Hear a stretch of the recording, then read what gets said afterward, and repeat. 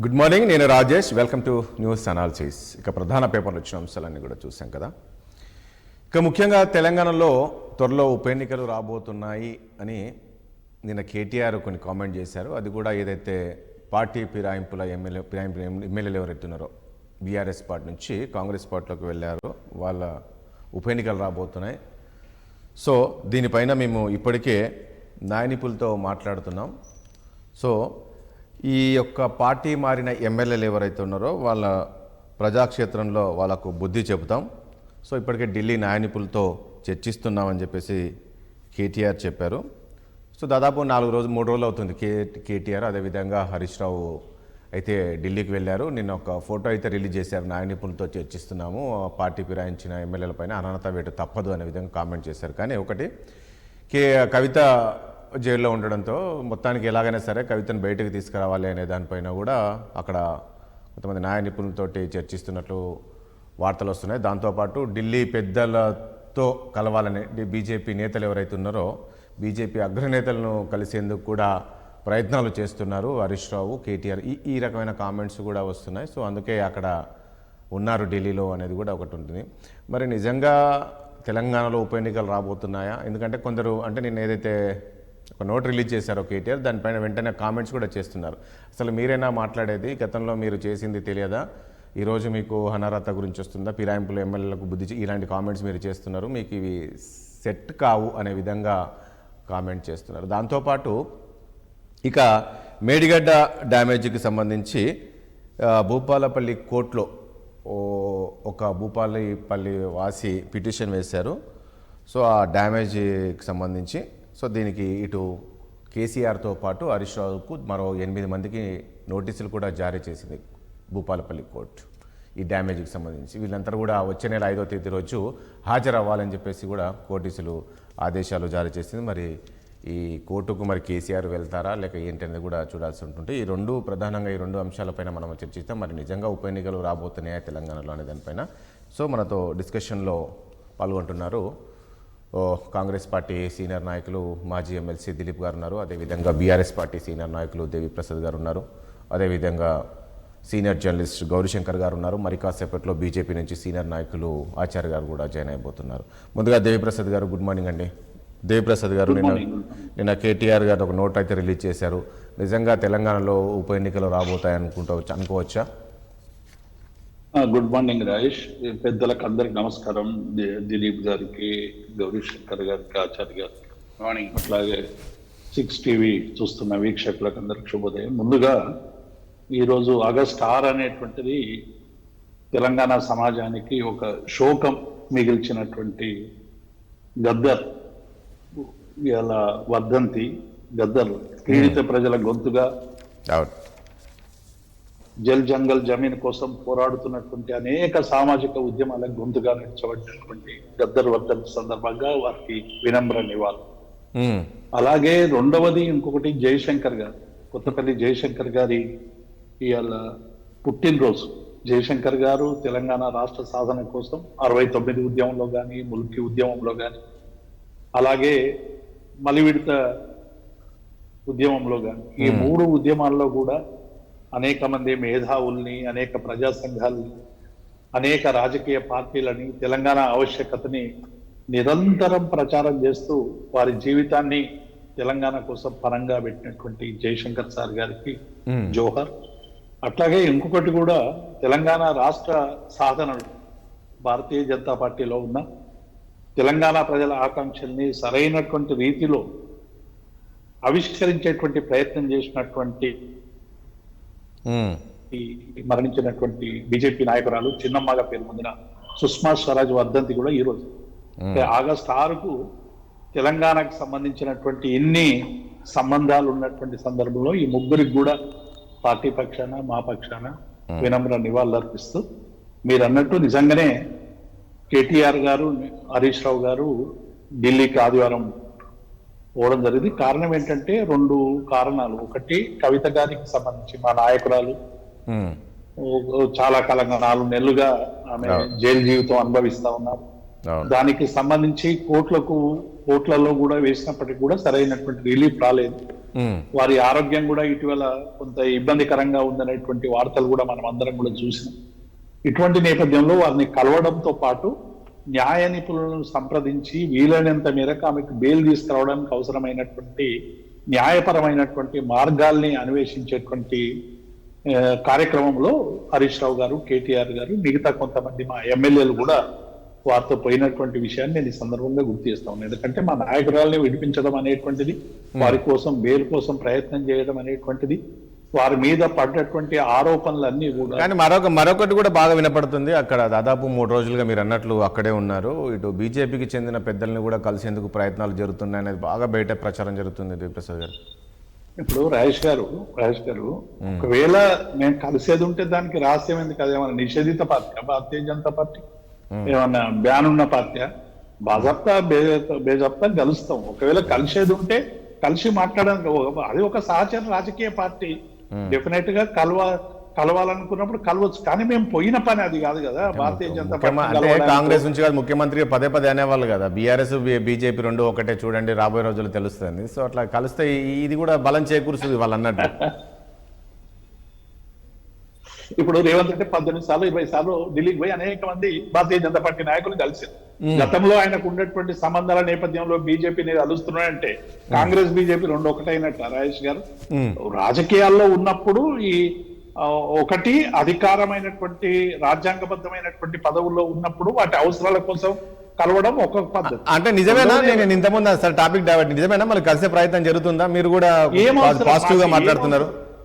ఇప్పుడు నేను ఏమంటున్నా రాజేష్ గారు, కలవడం మాకు ఏం అవసరం? భారతీయ జనతా పార్టీని కలిసి ఇప్పుడు ఏమైనా ఎన్నికలున్నాయా? వాళ్ళతో పొత్తులు పెట్టుకునేది ఉన్నదా? వారితో మేము కలిసేది ఉన్నదా? మా స్టాండ్ ఇప్పటికి కూడా రెండు రాజకీయ పార్టీలకు, ముఖ్యంగా కాంగ్రెస్ కు బీజేపీకి సమాన దూరం అనేటువంటి ఒక లైన్ లో మేము పోతున్నాం. దానివల్ల కొంత నష్టం జరిగినప్పటికీ కూడా మేము అదే లైన్ లో. అది కాదు పాయింట్. అక్కడ మీరు ఇక్కడ ఏదో ఎన్నికలు వస్తున్నాయి దానికోసం కలవడం కాదు. ఇక్కడ కవిత జైల్లో ఉంది కాబట్టి ఎలాగైనా కవితను విడిపించాలి, సో బీజేపీతో కలవాలనే దాంతో ఈ చర్చ జరుగుతుంది. మీరు అన్న టాపిక్ జరగట్లేదు. ఇప్పుడు రాజేష్ గారు, తెలంగాణలో ఆ చర్చ జరుగుతుంది. ఢిల్లీకి పోతే ఏం చర్చ జరుగుతుంది? ఆప్కి సంబంధించినటువంటి కేజ్రీవాల్ ఉన్నారు కదా జైల్లో, కేజ్రీవాల్ ఉన్నారు, వాళ్ళ మంత్రులు ఉన్నారు. ఇది మొత్తంగా కూడా ఒకే కేసుకు సంబంధించినటువంటి అంశం ఇది. మేము కవితను విడిపించడానికి లేకుంటే బీజేపీతో చేయడానికి మేము చేసి ఉంటే ఎప్పుడో చేసేవాళ్ళం. కవిత జైలుకే పోకపోయేది. అందులో కొంతమంది అప్రూవర్ గా మారినటువంటి వాళ్ళు ఇలా బయట భారతీయ జనతా పార్టీతో సావాసం చేసేటోళ్ళు వాళ్ళు బయట ఉన్నారు, అదే కేసులో ఉన్నోళ్ళు. కానీ భారతీయ జనతా పార్టీని వ్యతిరేకిస్తున్నటువంటి వాళ్ళు ఆప్ గానీ మేం గానీ జైల్లో ఉన్నాం. కాబట్టి ఇది ఒక పొలిటికల్ వెండెటాతో పెట్టినటువంటి కేసు అని మేము మొదటి నుంచి వాదిస్తా ఉన్నాం. కోర్టులో జరుగుతా ఉంది. ఇప్పుడు కోర్టులో రకరకాల ఆరోపణలు వస్తా ఉన్నాయి. ప్రభుత్వం అనేక ఛార్జ్ షీట్లు వేసింది. డెఫినెట్ గా ఏం జరుగుతుంది? నాలుగు ఇంకా ఇంతకంటే చేసేది ఏముంటది రాజేష్ గారు? Okay, right. దిలీప్ గారు, ఆల్రెడీ ఆమె ఉన్నారు. అదే చర్చ జరిగింది. ఏంటంటే కవిత కోసం వెళ్ళారు. ఇప్పుడు నిన్న మీరు ఒక ఫోటో రిలీజ్ చేశారు కదా, ఇదంతా కూడా ఈ ఫిరాయింపుల ఎమ్మెల్యేకి సంబంధించి. కానీ ఇక్కడ జరిగేది అది కాదు. కవిత బయటికి రావాలి ఖచ్చితంగా బీజేపీతో కలవాలి. సో బీజేపీతో కలిసి తర్వాత తప్ప కవిత బయటకు వచ్చే పరిస్థితి లేదు అనే విధంగా చర్చ అనేది. ఇప్పుడు బీజేపీతో కలవాలి ఇన్ని కష్టాలు. దిలీప్ గారు ఏం చెప్తారు? గౌరీశంకర్ గారికి, మీకు వీక్షకులకు శుభోదయం. దేవిప్రసాద్ గారు అన్నట్టు డెఫినెట్లీ అంటే మంచిగా స్మరించుకోవాల్సిన దినమే. ఒకటి గద్దరు అనేది బాధాకరం, అనేది వర్ధంతి ఉండటం. ఈ ముగ్గురు కూడా మన జాతిపితగా కీర్తించబడ్డ జయశంకర్ గాని, సుష్మా స్వరాజ్ బీజేపీలో ఉంటూ ఆమె రాజ్యసభలో మన తెలంగాణ బిల్లు పాస్ చేయడానికి ఒక చిన్నమ్మగా ప్రసిద్ధి చెందడం మనం చూసాం. ఈ ముగ్గురు వ్యక్తులు తెలంగాణతో వాళ్ళ అనుబంధం అనేది ముడిపడి ఉన్నారు. డెఫినెట్ గా అట్లాంటి గ్రేట్ పర్సనాలిటీస్ ని ఈరోజు స్మరించుకోవాల్సిన అవసరం ఉందని నేను కూడా భావిస్తున్నాను. దేవి చాలా చక్కగా చెప్పాడు. కానీ అన్ఫార్చునేట్లీ అంటే నేను I'm sorry, due apologies to Devi Prasad. జాతిపితగా కీర్తించబడేటువంటి జయశంకర్ గారిని వీళ్ళు మర్చిపోయారు అధికారులు ఉన్నారు. అసలు ఆ తర్వాత ఆయన జాతిపిత అనే పేరు పక్కన పెట్టేసి కేసీఆర్ జాతిపిత అనే లెవెల్ తీసుకొచ్చారు. అదొకటి. తర్వాత గద్దర్ సంగతి మీకు నాకు అందరికీ తెలుసు. 3 hours 4 hours ఎండ నిలబడి ఆఫీస్ ఎదురుగా ప్రగతి భవనం ఇంటర్వ్యూ కూడా వెళ్ళినట్టు పరిస్థితి. అవును. సరే, ఇక సుష్మా స్వరాజ్ రోల్ గురించి ఆయన కూడా కీర్తించాడు కేసీఆర్, ఆ విషయం మర్చిపోలేం. కానీ బట్ ఎనివే ఆ ముగ్గురి కూడా ఈ రోజు జ్ఞాపకం చేసుకుంటూ మీరు అన్నట్టు బీజేపీ మీరు అన్నారు ఒక పాయింట్ అన్నారు, మీరేదో ఎలక్షన్స్ ఉన్నాయని కాదు, మీ నెసెసిటీ అదని, అది కరెక్ట్ 100% నెసెసిటీ. కాబట్టి ఆ నెసెసిటీ వీళ్ళని ఎటువైపు డ్రైవ్ చేస్తుందో ఊహించడం కూడా కష్టమే. ఏ చర్యనో వాళ్ళు తీసుకోవచ్చు. ఒకటి ఎస్ ఆయన అన్నట్టు కోర్టు పరంగా న్యాయపరంగా ఈ రోజునటువంటి డిస్క్వాలిఫికేషన్ కి అవకాశమైనటువంటి అప్పీల్ చేయొచ్చా, సుప్రీంకోర్టును ఆశ్రయించవచ్చా అనేది ఒక ఇంపార్టెంట్ డిస్కషన్. దానికోసం పోయారన్నది బయటికి కనిపిస్తున్నా. మొన్న ఎలక్షన్స్ లో పార్లమెంట్ లో మనందరం చూసాం. రఫ్ గా 39 మంది ఎమ్మెల్యేలు గెలుచుకుని దాదాపు 38% ఓట్లు తెచ్చుకున్న టీఆర్ఎస్ ఓటు బ్యాంకు గణనీయంగా అది పార్లమెంట్ కి వచ్చేవరకల్లా జస్ట్ 10% పడిపోయి మిగిలిందంతా కూడా వాళ్ళు లోపాయికారిగా షిఫ్ట్ చేయడం చూడండి. డిపాజిట్లు గల్లంతే, ఒకటి దగ్గర రెండు తప్ప డిపాజిట్లే గల్లంతే. అంటే ఏ విధమైన అండర్స్టాండ్ లేకుండా అంత ఎత్తున ఓటు బ్యాంక్ మీరు చెప్తే వాళ్ళు ప్రజలు వేస్తారని కాదు, డెఫినెట్ గా ఎమ్మెల్యే ఎంపీ ఎలక్షన్స్ లో డిఫరెన్స్ ఉంటుంది. ఏదేమైనా అంత గణనీయంగా అసలు వీళ్ళెవరు జీరో స్థాయికి వచ్చేంతగా బీజేపీ ఓటు ట్రాన్స్ఫర్ అయింది. సో అదొక అనుమానం. ఆ తర్వాత దాన్ని బేసిస్ చేసుకొని ఈ రోజు వీళ్ళు ఎస్ కవిత చాలా ఇంపార్టెంట్ కదా బయటికి రావడానికి. ఒక రూమర్ నేను అంటున్నది అథెంటిక్ అని నేను అనడం కానీ మీరు ఊహించినట్టే నేను కూడా ఊహిస్తున్నా. ఏంటంటే ఆ ఉన్నటువంటి మిగిలిన వాళ్ళు మా దగ్గర 10 మంది వస్తే ఇంకా కాస్త మిగిలారు 29 మంది, అందులో మెజారిటీ సభ్యుని తీసుకొని లేదా అందరిని తీసుకొని. దిలీప్ గారు ఒక పాయింట్ ఇక్కడ నిజమేనా? నేను అనుకోండి ఇప్పుడు బీజేపీ పెద్దలను కలిసే ప్రయత్నం జరుగుతుంది అక్కడ, అందుకే వీళ్ళు దాదాపు 3 రోజులుగా అక్కడే ఉన్నారు. కేటీఆర్, హరీష్ రావు, కవిత బెయిల్ నుంచి రావాలి బయటికి అంటే ఖచ్చితంగా వాళ్ళని కలిసే ప్రసక్తి ఉంది, కలవాలని అంటున్నారు. అందులో వాస్తవం ఉందంటారా? నేను మిమ్మల్ని సమర్థిస్తున్నా, మీ దాన్నే సపోర్ట్ చేస్తున్నా. అంటే నేనేమంటానంటే అది అంతేకాకుండా ఇక్కడున్న ఎమ్మెల్యేలందరూ కూడా కాంగ్రెస్ లో 26 మంది వస్తున్నారు, రాలేదు, 10 మంది దగ్గర ఆగిపోయారు. ఒక ఆయన ఇటు అటు తిరిగి మళ్ళీ అటే ఉంటాడు. మిగిలిన వాళ్ళందరూ తీసుకొని అసెంబ్లీలో అసలు ఏకపక్షంగా పార్టీనే బీజేపీలో విలీనం చేస్తా అనే ప్రతిపాదన కనుక తీసుకొని బీజేపీ దగ్గరికి పోతే వీళ్ళ సమస్యలన్నీ తాత్కాలికంగా ఢిల్లీ సమస్యలన్నీ తగ్గిపోతాయి కదా. పార్టీ ఉంటుంది, కేసీఆర్ ఉంటాడు, రేపు లోకల్ బాడీలో ఉంటారు.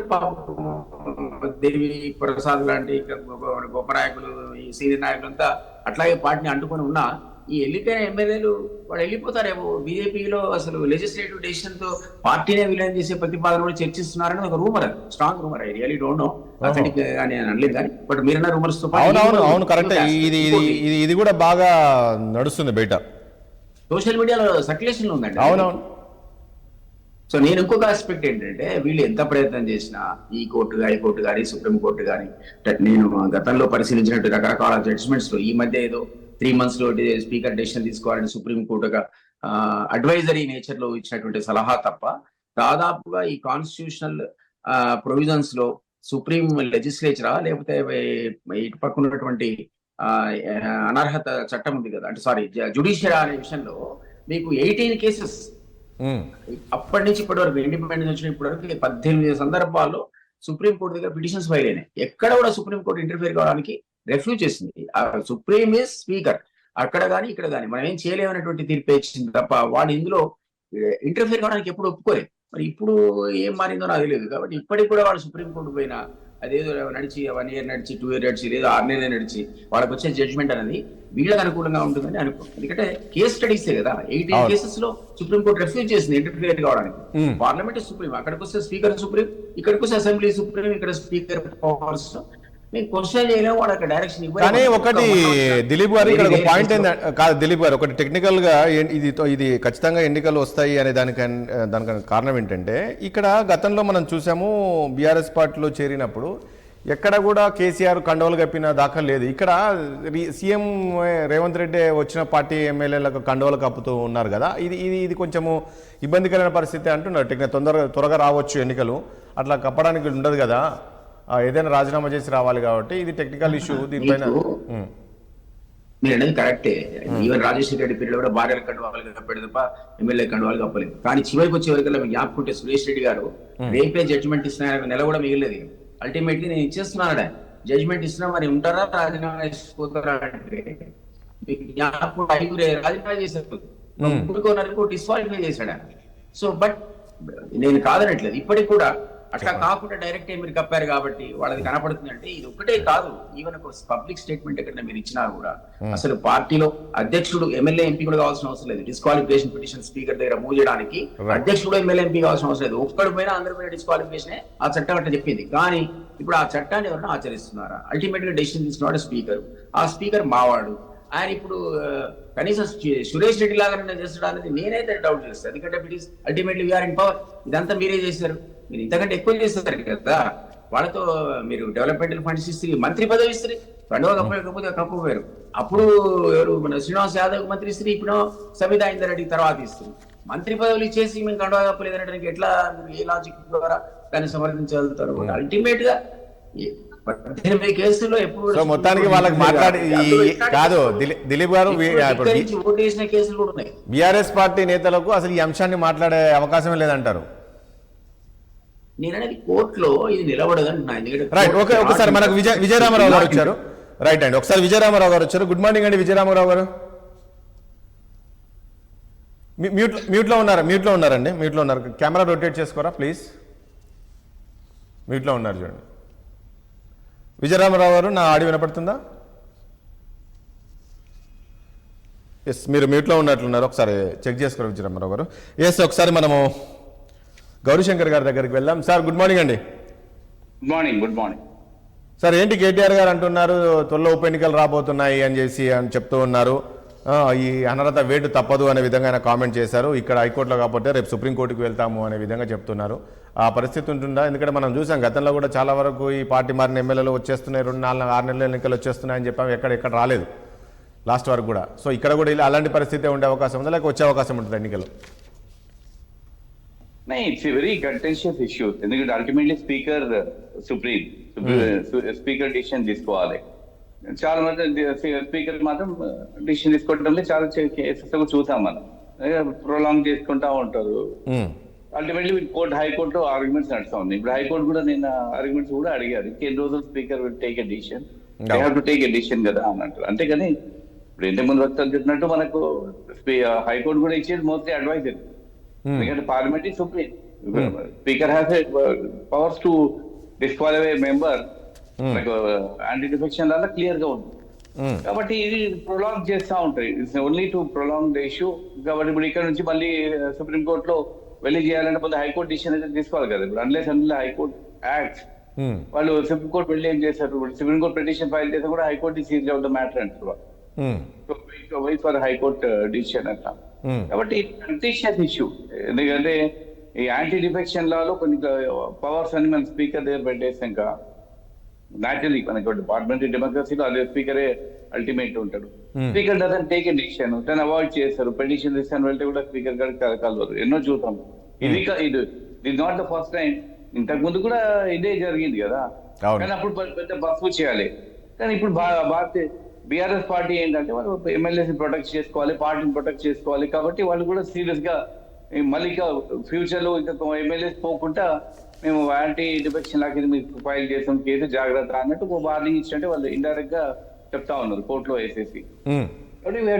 Wait and see. అంటే కేటీఆర్ చెప్తున్నారు సరే ఇక్కడ కాదంటే సుప్రీంకోర్టుకు వెళ్తామంటున్నారు కదా. But they have to wait for high court judgment కదా. హైకోర్టు ఇంకా సీదా మ్యాటర్ ఉంది, ఆర్గ్యుమెంట్స్ నడుస్తా ఉంది, వాళ్ళకి నోటీసెస్ ఇచ్చారు. కాబట్టి అంతకులో సుప్రీంకోర్టు కూడా యాక్సెప్ట్ చేయరు కదా. Matter pending for the high court, supreme court ఎందుకు తీసుకుంటుంది? ఇక్కడ డిసిషన్ తీసుకోలేదు. If they have prolong for a long time అంటే హౌ లాంగ్ అనేది మళ్ళీ ఇండిబేటబుల్, ఎందుకంటే ఆర్గ్యుమెంట్స్. కాబట్టి ఐ డోంట్ థింక్ ఇమీడియట్ గా ఏదైనా డిసిషన్ వచ్చే పరిస్థితి లేదు. ఆ సుప్రీంకోర్టు లేసినా కూడా వాళ్ళకి డైరెక్ట్ టు హైకోర్టులో మన డిసిషన్ పెండింగ్ ఉంది కాబట్టి మీరు వెయిట్ చేయండి హైకోర్టు డిసిషన్ వరకు అన్నట్టు. కానీ యాంటీ డిఫెక్షన్ లా మాత్రం I think there needs to be amendment. ఇది మరీ దారుణం. ఈ పార్టీ ఆ పార్టీ అని కాదు, ప్రతి ఒక్క పొలిటికల్ పార్టీ మిస్యూజ్ చేస్తుంది. ఎంత స్ట్రిక్ట్ గా పెట్టామనుకున్నా ఇప్పుడు ఆయారం గాయారం 1960s లో మనకి హర్యానా పాలిటిక్స్ నుంచి చూసాక అప్పటి నుంచి మనకి ఇదే నడుస్తా ఉంది. ఒక పార్టీ సిద్ధాంతంలో ఎలక్ట్ అయ్యేసి రాత్రి ట్రంప్ పెక్యునరీ బెనిఫిట్ కోసము లేదంటే పవర్ లో ఉండాలి, రూలింగ్ పార్టీతో ఉండాలని రాత్రి జంప్ చేయటం మాత్రం ఇది మరి అన్యాయం.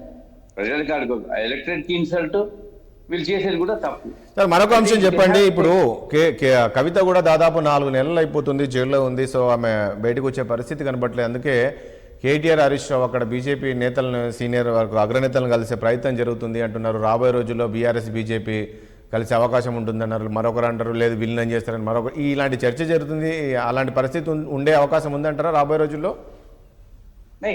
పాలిటిక్స్ డైనామిక్, ఏదైనా జరగవచ్చు. ఎందుకంటే ఇప్పుడు వాళ్ళ లీడర్ జైల్లో ఉన్నారు. Kavitha one of the 4 leaders of the party. ఇన్ని రోజుల నుంచి తను జైల్లో ఉన్నట్టే డెఫినెట్ గా వాళ్ళకి కూడా ఇంపాక్ట్ ఉంటుంది, ఫ్యామిలీ కూడా ఎఫెక్ట్ అవుతుంది, ఫ్యామిలీలు కూడా బాగా డిస్టర్బ్ అవుతారు. కాబట్టి డెఫినెట్ గా they will work out some solution. ఇప్పుడు మన ఇక్కడ కాదు, మనకు నార్త్ లో చూసాము ఎన్ని పార్టీస్ రూలింగ్ పార్టీతో కలిసి. రీసెంట్ గా మనం ఇక్కడ మన తెలుగుదేశంలో చూసాము, 4 ఎంపీ జాయిన్ అయిపోయారు. ఏమైంది వాళ్ళ మీద కేసెస్? ఏం లేదు ఇప్పటి వరకు. వాళ్ళు జాయిన్ అయినాక బీజేపీ జాయిన్ అయినాక ఏం లేదు కదా వాళ్ళ మీద కేసు, ఫస్ట్ కాలేదు ఇంకా, అలాగే పెండింగ్ లో ఉన్నాయి. కాబట్టి బీజేపీలో జాయిన్ అయినాక రేపు యాక్షన్ తీసుకుంటారా లేదా అని అంటే నది ఇవ్వడానికి ఏం యాక్షన్ తీసుకోలేదు. చాలా చోట్ల చాలా కేసెస్ లో అలాగే ఉన్నాయి ఒక పార్టీలో. డెఫినెట్ గా బీఆర్ఎస్ పార్టీ కూడా అన్ని అవెన్యూస్ చూస్తా ఉన్నారు వాళ్ళు. రేపు టైఅప్ అవుతుందా విలీనం అంటే చాలా దట్స్ నాట్ అంత ఈజీ కాదనుకోండి. But at least they will have some understanding with the Bharatiya Janata Party అని కూడా టాక్ నడుస్తుంది. అండ్ సెకండ్ థింగ్, కేసీఆర్ ని మనం రూల్ అవుట్ చేయవచ్చు. It very shrewd politician. మన 2001 నుంచి చూస్తారు. He has contacts in all the political parties. భారతదేశంలో ఉన్న పొలిటికల్ పార్టీస్ అందరితో కాంటాక్ట్ లో ఉంది. తెలంగాణ మూమెంట్ అందరితో కలిసారు కాబట్టి definitely he will take use all the influencer contacts అని చూసుకొని డెఫినెట్ వాళ్ళ కవిత గారిని కానీ వాళ్ళు ఇంకా ఎమ్మెల్యేస్ ఎవరు ఉన్నారు వాళ్ళ మీద యాక్షన్ లేకుండా డెఫినెట్ గా ట్రై చేశారు. At the same time party కూడా కాపాడుకోవాలని చూస్తాడు తను. రైట్. ఒకసారి విజయరామారావు గారు, ఓకేనండి, నా ఆడియో వినపడుతుందా విజయరామారావు గారు? రాజేష్ గారు, ఇంతకుముందు నేను ఆ విషయం మీద అంటే కేటీఆర్ గారు, హరీష్ రావు గారు ఈ డిఫెక్షన్ టు లాకు సంబంధించి డెఫినెట్ గా మాకు సుప్రీంకోర్టు డైరెక్షన్స్ ఉన్నాయి. ఇంతకుముందే పెద్దలు దిలీప్ గారు చెప్పినట్టు అనేక సందర్భాల్లో సరైనటువంటి ఫలితాలు రానప్పటికీ కూడా న్యాయపరంగా రాజ్యాంగబద్ధంగా ఉన్నటువంటి హక్కుల్ని వినియోగించుకోవడం అనేటువంటిది మా పార్టీకి ఉన్నటువంటి హక్కు. డెఫినెట్ గా దానికోసం మేము ప్రయత్నిస్తాం. మాకున్నటువంటి సమాచారం మేరకు ఈ దానం నాగేందర్ విషయంలో డెఫినెట్ గా డిస్క్వాలిఫికేషన్ వస్తుంది అనేటువంటి విశ్వాసం మాకు. మిగతా వాళ్ళది కూడా మేము మూవ్ చేసినాం. మొదలు మాత్రం ఈ ఉప ఎన్నికకు సంబంధించి, ఎందుకంటే చాలా స్పష్టంగా బీఫామ్ మీద మా పార్టీలో ఉండి రాజీనామా చేయకుండా శాసనసభ్యత్వానికి పార్లమెంట్ బీఫామ్ తీసుకొని పోటీ చేయడం అనేటువంటిది ఇది అన్ని రకాలుగా ఎలక్షన్ కమిషన్ దగ్గరనే ఆ బీఫాము ఈ బీఫామ్ కు సంబంధించినటువంటి విషయాల్ని ఇవన్నీ కూడా కోర్టులో చేస్తాం. న్యాయం వస్తుందా రాదా అనేటువంటిది పక్కకు పెట్టి మాకు తప్పకుండా ఒక రిలీఫ్ దొరుకుతుంది అనేటువంటి విశ్వాసంతో మేము పనిచేస్తున్నాం అనేటువంటి అంశాన్ని నేను ఈ సందర్భంగా. మీరు ఇంకో విషయం, ఇక్కడ దానం నాగేందర్ కు సంబంధించి ఖచ్చితంగా వస్తుంది అంటున్నారు ఉప ఎన్నికలు. మీరు అలాంటి కామెంట్ చేస్తున్నారు. అదేవిధంగా బీజేపీ ఖచ్చితంగా దానం నాగేందర్, ఎందుకు దానం నాగేందర్ పైన ఎక్కువ కాన్సన్ట్రేషన్ చేసినట్టు అనిపిస్తుంది? అంటే ఒకటేమో ఇవన్నీ కూడా అంటే ఈ ఎన్నికల కమిషన్ కు సంబంధించినటువంటి రికార్డ్స్ అన్ని ఎన్నికల కమిషన్ దగ్గర ఉన్నాయి. మిగతా అన్ని కండవాలు కప్పినాయి పత్రికల దగ్గర బయట ఉన్నప్పటికీ కూడా ఏదైతే స్ట్రక్చరీ బాడీ ఉందో అంటే అత్యున్నతమైనటువంటి బాడీ ఏదైతే ఉందో ఈ డిస్క్వాలిఫికేషన్ కు సంబంధించి అన్ని రికార్డులు వాళ్ళ దగ్గర ఉన్నాయి. కాబట్టి డెఫినెట్ గా మిగతా వాళ్ళవి కూడా మేము అంటే 3 నెలలు కాలేదు మిగతా వాళ్ళవి చేసి, మేము 2-3 మాత్రమే అయినాయి. కాబట్టి ఈ 3కి సంబంధించినటువంటి అంశాల మీద మేము పోయినాం. అయితే ఇక్కడ ఒక ఎవిడెన్స్ రికార్డ్ అనేటువంటిది చాలా బలంగా ఉందనేటువంటి విషయం వాస్తవం. కాబట్టి దానం నాగేందర్ తో పాటు 3 వేసినాం. మళ్ళీ తర్వాత కూడా స్పెల్ గా పోయినటువంటి వాళ్ళు మళ్ళీ కౌన్సిల్ చైర్మన్ కు సంబంధించి కూడా కొన్ని వేసినాం.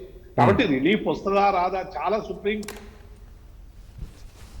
అసలు విశ్వాసాన్ని ఇచ్చేది రీతిగా చాలా కాలం తర్వాత వచ్చినటువంటి అనేక ఉదాహరణలు ఉన్నాయి.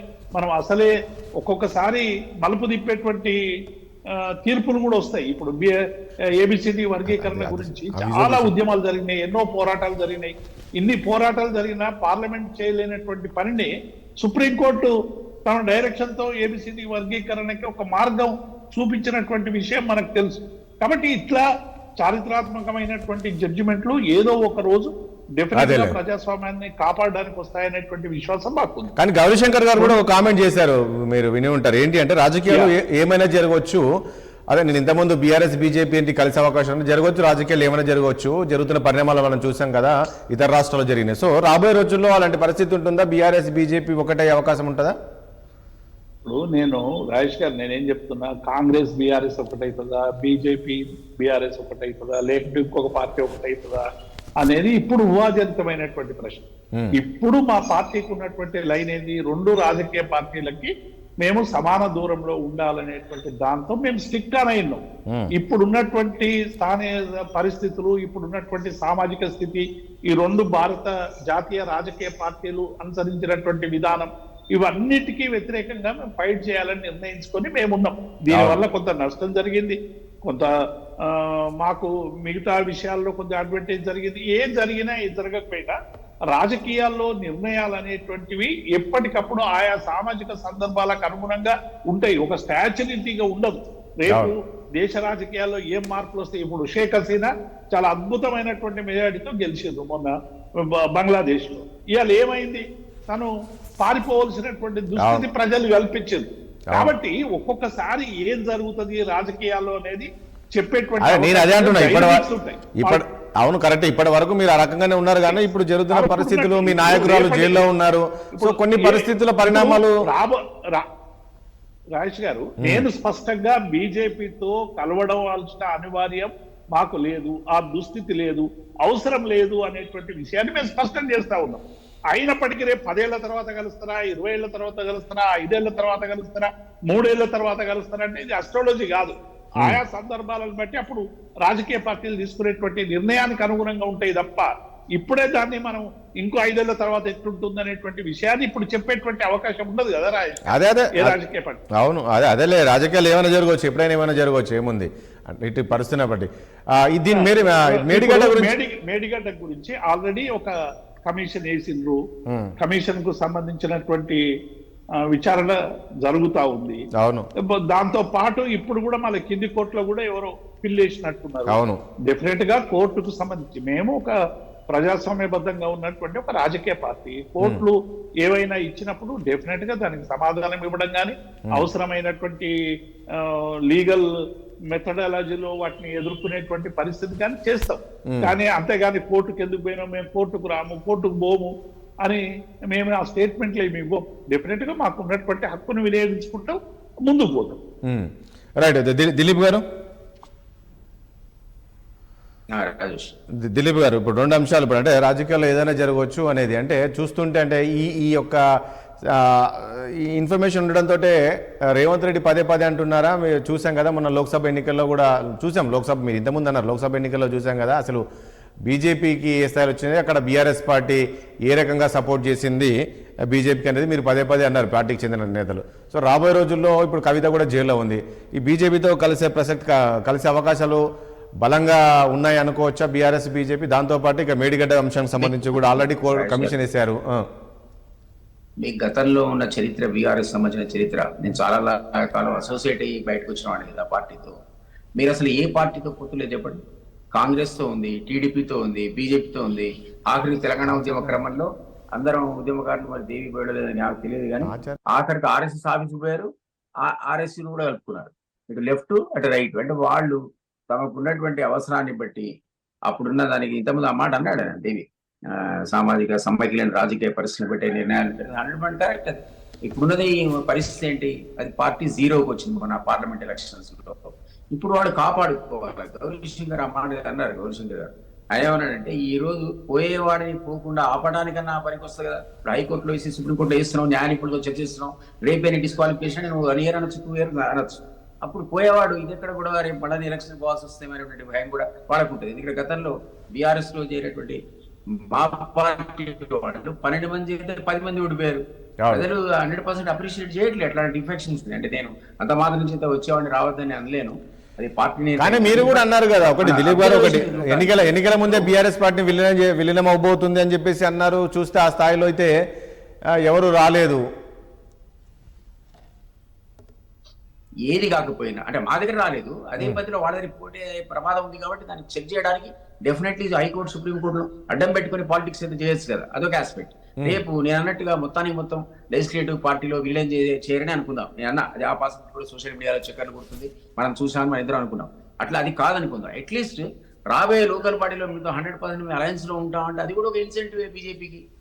బీజేపీ గ్రామ స్థాయిలో లేదు కదా.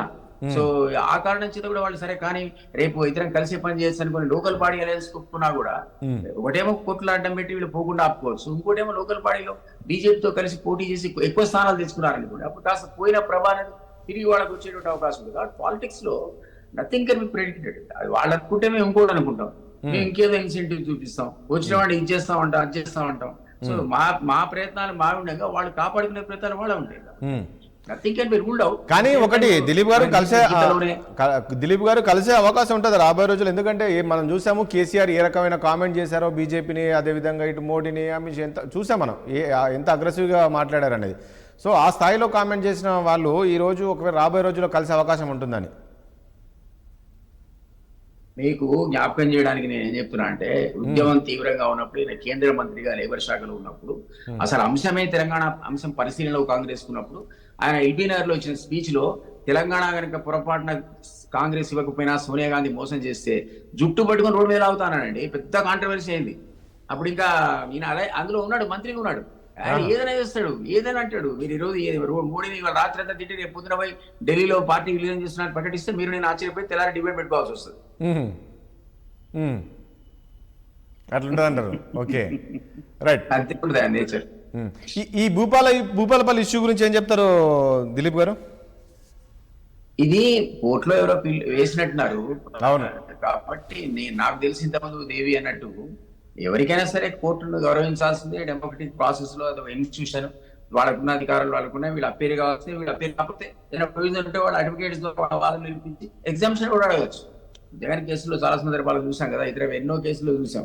పర్సనల్ అపీరెన్స్ ఒకసారి పోయి ఆ తర్వాత మనకి ఎగ్జామ్షన్ ఏమంటే మళ్ళీ తర్వాత వాళ్ళకి పోవాల్సిన అవసరం లేకుండా చాలా సందర్భాల్లో సుదీర్ఘకాలం ఆ కేసులు జరగడం కూడా చూసాం. కాబట్టి డెఫినెట్లీ ఆయన అన్నట్టుగా అందరం కూడా ఇన్స్టిట్యూషన్ గౌరవించాల్సింది. కాబట్టి ఆ నోటీసులో కూడా సమాధానం ఇవ్వాలి.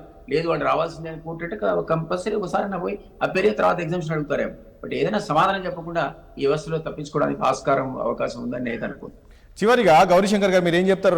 రాబోయే రోజుల్లో రాజకీయ పరిణామాలు, సమీకరణాలు తెలంగాణలో చాలా వరకు మారే అవకాశం ఉంటుందా? దాదాపు 4 రోజులుగా కేటీఆర్, హరీష్ రావు ఉన్నారు. ఒకటి ఏమో ఈ కోట్ల విషయం, ఏది మన ఈ న్యాయ నిపుణులతో చర్చ, ఒకటి ఫిరాయింపున ఎమ్మెల్యే పైన, దాంతోపాటు కవిత బెయిలు.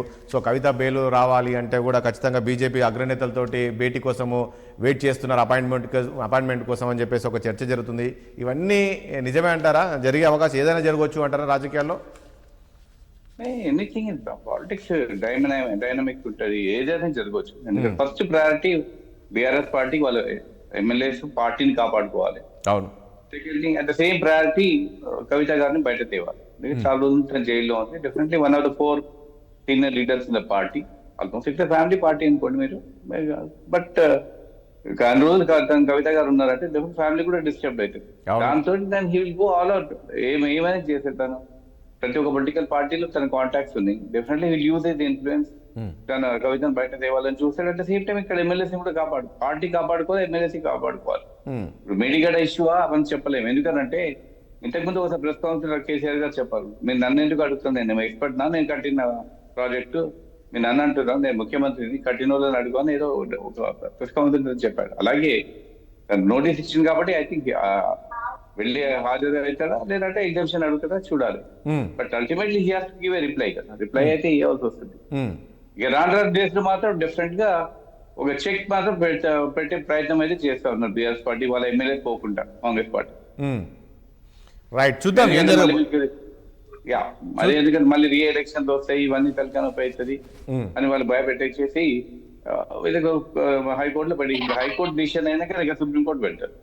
కానీ ఇక్కడ స్పీకర్ డిసిషన్ ఉంటుంది కదా, సో స్పీకర్ నిర్ణయం ఆధారపడి ఉంటుంది అనేది ఒకటి. అదే లేదు ఇప్పుడు హైకోర్టు ఆర్గ్యుమెంట్ లో కూడా అదే నడుస్తుంది. స్పీకర్ 2 రోజులు పడుతుంది డిసిషన్ పెట్టవను. దానికి టైం ఫ్రేమ్ ఏం లేదు కదా. ఇప్పుడు రేపు పొద్దున స్పీకర్ కొన్ని రోజులు నేను సిక్కున్నా తను రావటం లేదు అని అన్నారు, it will be delayed further.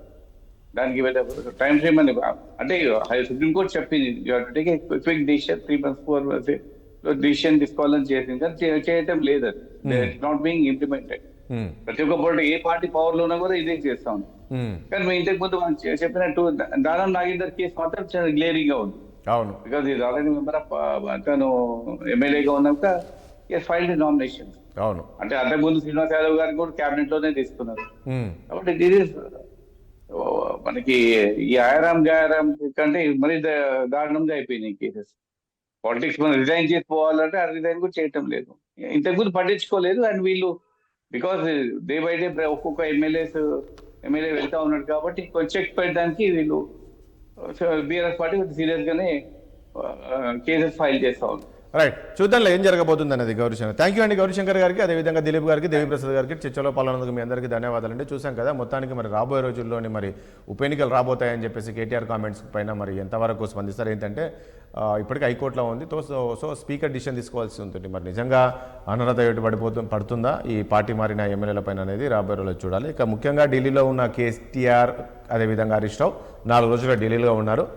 ముఖ్యంగా కవిత బెయిల్కు సంబంధించి అక్కడ న్యాయ నిపుణులతో చర్చిస్తున్నారని చెప్పేసి తెలుస్తుంది. దాంతోపాటు ఈ పార్టీ మారిన ఎమ్మెల్యేల పైన కానీ అక్కడ బీజేపీ పెద్దలను కూడా కలిసే ప్రయత్నం జరుగుతుంది అనేది కూడా సోషల్ మీడియా వేదికగా ఒక ప్రచారం జరుగుతుంది. చూడాలి ఏం జరగబోతుంది ఏంటి, మరి రాబోయే రోజుల్లో మరి బీఆర్ఎస్ బీజేపీ ఒకడవబోతుందా ఏంటి అనేది కూడా రాబోయే రోజుల్లో కాలమే నిర్ణయిస్తుంది. ఇది వాళ్ళ చర్చ. రేపు మళ్ళీ కలుద్దాం. చూస్తుండండి 60 సామాన్యుడి ఆరోపణ.